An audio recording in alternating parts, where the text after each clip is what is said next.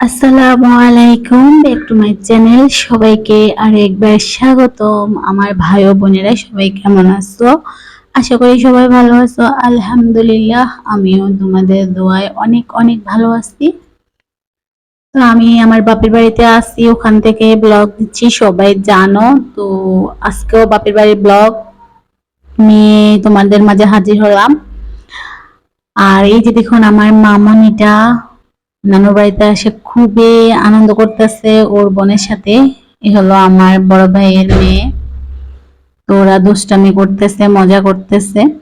আর বাপের বাড়িতে আসছি, একটু হাঁটবো না এটা কোনো হয়? মেয়েদের স্বাধীনতার একমাত্র জায়গা হলো বাপের বাড়ি, যেখানে বাধা দেওয়ার কেউ থাকে না, বা প্রত্যেকটা চলাফেরাতে নিষেধ করা, প্রতিবাদ করা, এগুলা করা কেউ থাকে না। এখানে একদম স্বাধীন লাইফ। তো এখানে একটু হাঁটাচলা করতেছি।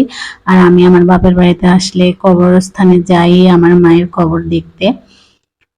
তো ওখানে যাচ্ছি, মায়ের কবর না দেখে আসলে তো শান্তি লাগবে না। একটাবার হলেও যেতে হয়, তো আমি ওখানেই যাচ্ছি। এই যে কবরস্থানে গেলাম, পুরনো বাড়িতে গেলাম, যেখানে ভিডিও করা এলাও না। এটা গ্রামের জীবন, বুঝিনি তো, সব জায়গায় ভিডিও করা ঠিক না, তাই আমি করি নাই। তো ঘরে ফিরে আসলাম। এই যে এখানে বক্স বিস্কিট ওদের আব্বু দিয়েছিল, এই বিস্কিটটা। তো এটা ওপেন করে একটা বয়ামে ঢুকিয়ে রাখতেছি, আমার বাচ্চারা খাবে যখন খিদে লাগবে। তো এই যে দেখুন, মানুষের কি প্রতারণা। এই যে দেখুন, বিস্কিটের বক্সের ভিতরে সবগুলো কাগজ দিয়ে মুড়িয়ে দেওয়া হয়েছে মাঝখানটা, আর চার পাঁচটা অল্প কয়টা বিস্কিট। তো এটা হলো আমাদের বাংলাদেশ। বাংলাদেশে এরকমই জালিয়াতি, দুর্নীতি সবগুলো ভরপুর বাংলাদেশ।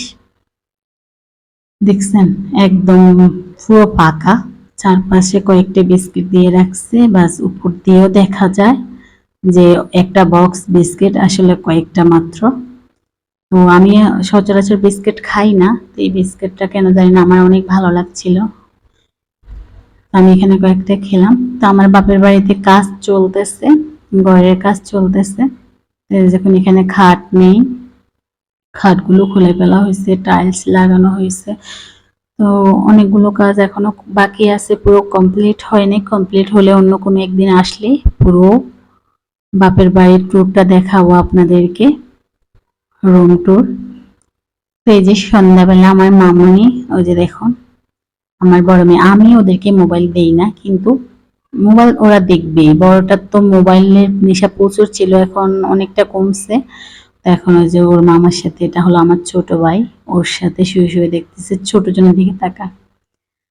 এমন কোনো ওষুধ যদি কোথাও পাওয়া যেত যে বাচ্চাদেরকে মোবাইল থেকে দূরে রাখা যায়, ওষুধটা খাওয়ালে বিশ্বাস করেন ভাই ও বোনেরা, সত্যি আমি ওদেরকে খাওয়াতাম আমার বাচ্চাকে।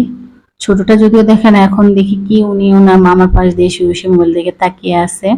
তো বর্তমান যুগে বুঝেনি তো, গ্যারান্টি তো দিতে পারি না, কারণ সব বাচ্চারাই মোবাইলে আসক্ত। মোবাইলের কাছ থেকে কেউই সরাতে পারে না বাচ্চাদেরকে। তো অনেক চেষ্টার পরে আমার বড় মেয়েকে একটু সরিয়েছি। এখন হঠাৎ করে আমার চোখে বাঁধলো, দেখুন ছোট মেয়ে ওর মামার সাথে কি সুন্দরভাবে মোবাইল দেখছে। তো আমার মনে হয় ওরও আস্তে আস্তে নেশায় জাগ্রত পরিণত হচ্ছে।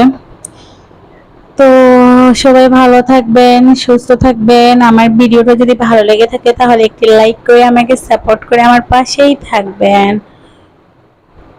আল্লাহ হাফেজ।